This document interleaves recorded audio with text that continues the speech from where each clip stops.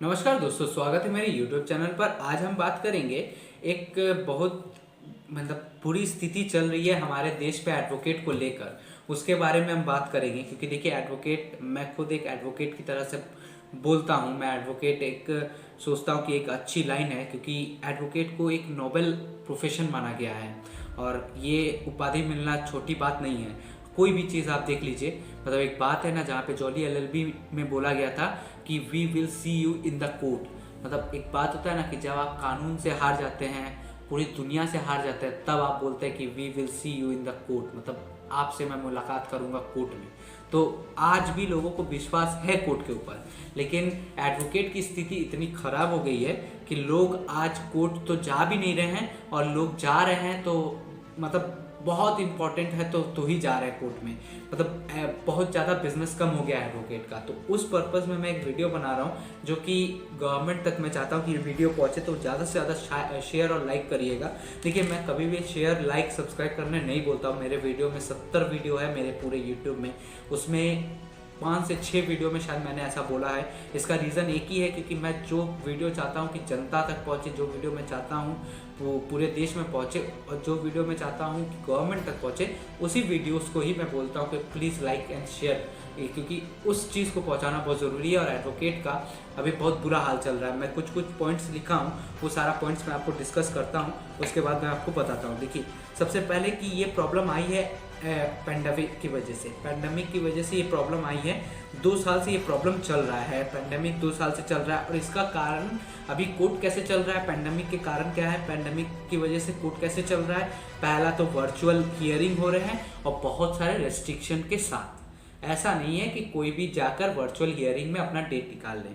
पहले minimum 10 case होते थे, लेकिन अभी आप खुद देखिएगा कि सामने वाला अगर कुछ बोल रहा है तो आप उसी समय, अगर आपका मन करेगा तो आप उसी समय जाके उसको बोल सकते हैं। लेकिन यहाँ पे क्या केस हो जा रहा है ना कि कोई बोल ही नहीं पा रहा है। क्यों? क्योंकि भाई ऑनलाइन में हियरिंग चल रहे हैं, वर्चुअल हियरिंग चल रहे हैं। और सबसे प्रॉब्लम हो गया है न्यू एडवोकेट्स को तो ऐसे ही केस मिलते नहीं है कि भाई बड़े बड़े हियरिंग करने पड़े। उनको मिलते कैसे कैसे छोटे छोटे केस मिलते हैं, जो कि जाके थोड़ा जज साहब को बोल दीजिए। जैसे 107 हो गया, कोई किसी को मार दिया, आप एडवोकेट है, आपके पास आया कि सर मेरे को वो मारा है, तो आप 107 वो कर दिए।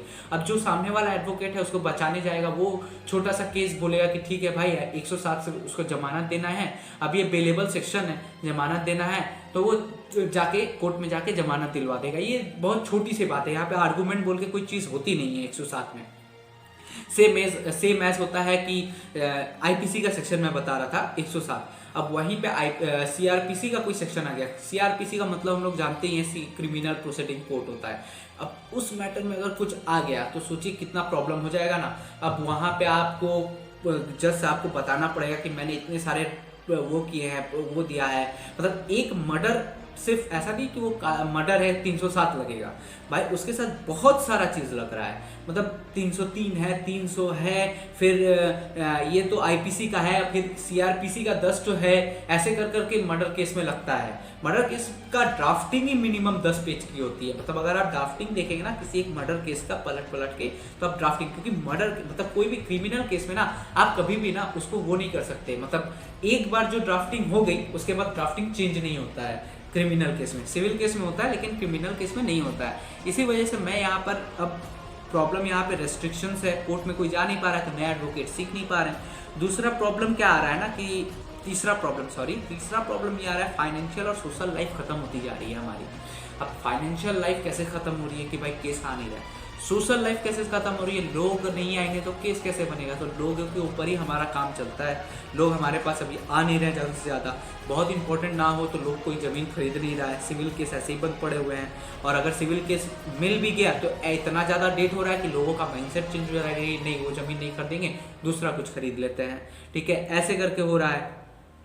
वहां से बिजनेस भी आपका निकल जा रहे हैं। अब प्रॉब्लम एक और चीज क्या होता है कि जिन लोग प्रैक्टिस करते हैं ना, उन लोग अपना कोई बिजनेस नहीं कर सकते। सबसे पहला बात, उन लोग स्लीपिंग पार्टनर बन सकते हैं। ये बहुत गलत चीज है कि देखिए वहां एक तो वो कोर्ट के अंदर मर रहा है, उसके बाद वो कोई बिजनेस भी नहीं कर पा रहा है। हाँ, लेकिन लेक्चरर बन सकता है, फुल टाइम सैलरी नहीं उठा सकता, लेक्चरर बन सकता है। अब फुल टाइम सैलरी नहीं उठा सकता, लेक्चर बन सकता है, गेस्ट अपीयरेंस, यही मतलब होता है। अब गेस्ट अपीयरेंस में अगर आप वो करेंगे, काम करेंगे, तो आपको कितना सैलरी मिलेगा पर क्लास के हिसाब से 5 to 600।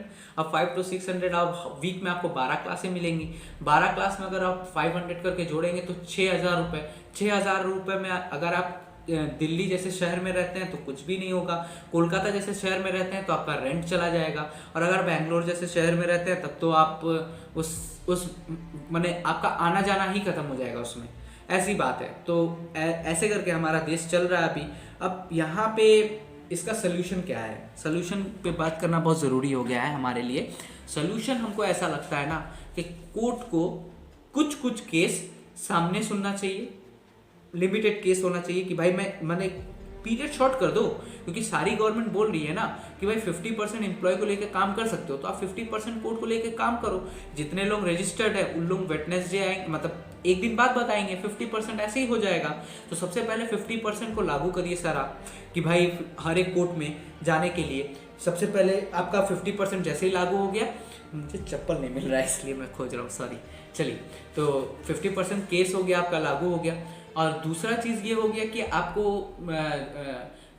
यहाँ पे कोर्ट हियरिंग्स जब मौका मिलेगा, कोर्ट आदमी जब जा पाएगा तब वहाँ पे आप ये कर पाएंगे, क्या नाम है, प्रैक्टिस कर पाएंगे, समझ पाएंगे कि केस कैसे प्रोड्यूस करते हैं, केस कैसे बनता है, कैसे एक जमानत होती है, एक प्रोसीडिंग है ना। आप सबसे पहले ड्राफ्टिंग, प्लीडिंग सब कुछ करने के बाद आप जज साहब के सामने कैसे खड़े होते हैं। देखिए, एक कोर्ट मतलब एक एडवोकेट के लिए ना सबसे बड़ा सपना है एक क्रिमिनल लॉयर बनना। ये हमेशा मतलब एक मेरे को तो ऐसा लगता है कि एक एडवोकेट का सपना है ये, क्योंकि मेरा भी यही सपना है क्रिमिनल लॉयर बनना। मैं अभी तक भी क्रिमिनल लॉ मतलब क्रिमिनल काम बहुत कम किया हूँ, बहुत चिंत किया, मतलब चंद मैंने हाँ गिनती में भी वो आ सकता है अगर मैं अपना डायरी खोलूँ।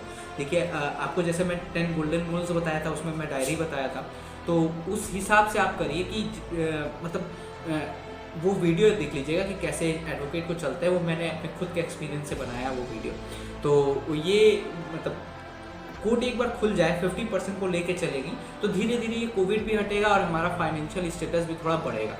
धन्यवाद दोस्तों, वो आशा करते हैं कि आप इस वीडियो को बहुत ज़्यादा सपोर्ट करेंगे।